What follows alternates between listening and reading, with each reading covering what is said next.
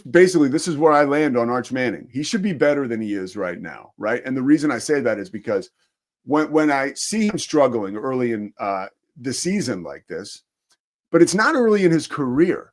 He's been in this program for 3 years. So my initial reaction, just as a football guy, former member of a football team, being around teams on the pro and college level, I think, okay, there's so much going on inside that building, so much going on with Arch Manning that we don't know about. And I think you have to provide some grace for this kid. This is his first starting job, and it has come with expectations like we've never seen in the sport of college football, like we have never seen.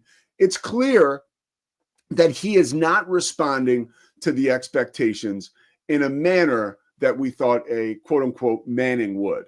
And what I mean is Peyton Manning's a great example. Now, people don't want to,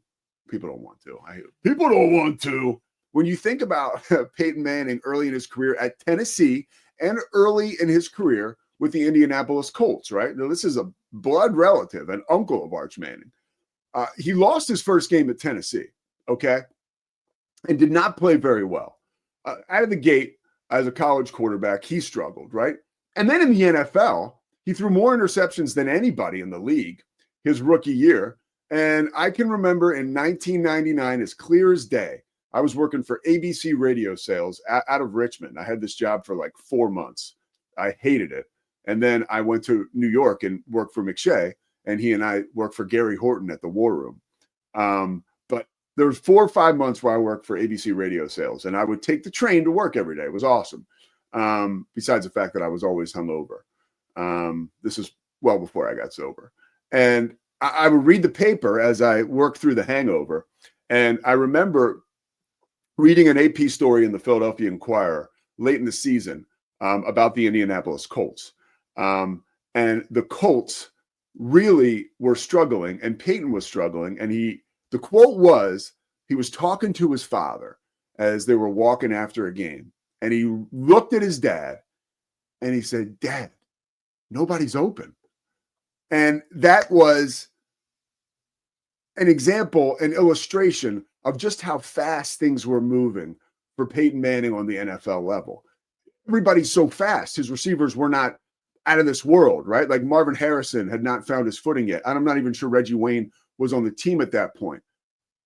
It was a situation where he was overwhelmed by the change. Now, under Tom Moore and Jim Mora with the Colts at the time, Peyton Manning was given that job. And they said, "Hey, this is your job, okay? Nobody's going to take it from you." And he had the ability to work through some of those rough times, okay? Perfect situation for a quarterback going into the NFL as a full-time starter who is going to be handed the job out of the gate, right? Like, you need a long leash. I'll even bring it back to the game that I called this weekend, which I'm sure none of you watched. It was at Prairie View A&M at Rice for ESPN. I swear, and I love ESPN. I swear it was, ESPN has like 20 games, let's say, a weekend that they'll put play-by-play guys like me on, like the big ESPN network. And I this week, I swear it was like the last one. It's like, let's give Sousa this one, right? But dude, it's football.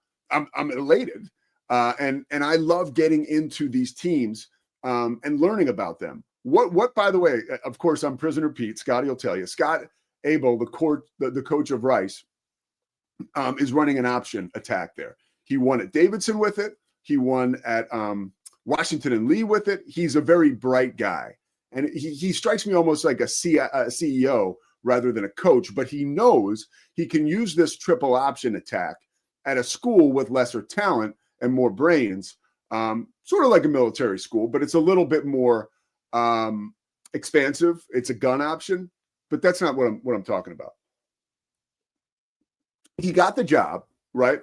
Coach Abel did, and he knew he was going to run the option. So he mined the current roster for a guy who could run his option.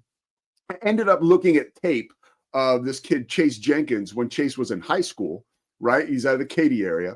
And he said, Chase is going to be the guy that can run the option. At the time, when Abel got the job last November, Chase Jenkins was a wide receiver. Now, the reason I bring this up is because Chase Jenkins played like doggy doo-doo in the first 2 games of the season, right? He just did. You could tell this is a guy who is learning the offense on the job. But you can also tell, and from talking to Scott Abel, this is Chase Jenkins' job. And we talked to Chase Jenkins on Friday in person. And he was like, just very laid back, very confident. You can tell, like, he was one of those examples of, like, the team kind of nominates the quarterback sometimes, not so much the coach, but you can tell he's a leader. He's an outstanding athlete. And he's getting better and better at running the option every day. And I saw it on Saturday. He rushed for 150 yards or 120-something yards, and he looked like Harry Houdini running the option. Now, of course, he's playing against an FCS school. You get my point. But he's been given a very long leash, and there's not a lot of pressure on this dude. I would say the pressure he puts on himself, right, is probably going to be probably the most of the pressure he gets from anybody. Arch Manning, totally different, right? Wherever Arch Manning goes, you can't avoid the noise. And you just can't in life experience or know what you're going to get into until you experience reps in life. I don't care whether you're a quarterback or you're like me working at a Kentucky Fried Chicken when you're turning your life around in a halfway house 15 years ago. That was my story when I got sober, right? I went from working in the NBA to going to rehab to living in a halfway house where part of my education there was you got to get a job at, a fast food restaurant or a 7-Eleven. You have to have a job to stay in the halfway house. So I had to work at Kentucky Fried Chicken. I had thought that I was this esteemed NBA PR flack and NBA. I did some broadcasting. I thought I was a big deal. I was not a big deal. I learned quickly I did not know how to work the register at a Kentucky Fried Chicken, right? But guess what? By the time I left that KFC, nobody could work a register like me. And let me tell you something. There were points in time where I almost got benched. Literally, they were like, we're going to have to take this guy off the register. He can't work it. He's cracking under the pressure. Really, this happened. Okay? Sharika Passwaters, who helped me get that job. Sharika was another woman who had graduated from a local recovery house. And so she knew my deal. And she said, let's give this kid a chance. He's trying to turn his life around. Sharika wanted me on the drive-through. Okay? But I couldn't even, because Sharika was working the drive-through, which was harder. And the drive-through, we were in the Baltimore area. In January, it sucked. Okay, you're leaning out the window half the time. So Sharika was like, I got to get this guy over here on the drive-through, but I can't get him on the drive-through until he masters a register. Look, dude, that was pressure. I can't even imagine what Arch is going through. I'm telling you, I have called basketball games, Big 12, top 10 matchups at Allen Fieldhouse. I was less nervous before the ball went up on ESPN than I was working that register, okay? Because I had 0 repetitions in that environment working a register. My point is, Arch Manning needs grace to be great. And I think Steve Sarkisian understands that. Going into halftime, he mentioned when he was interviewed, hey, he finally got booed.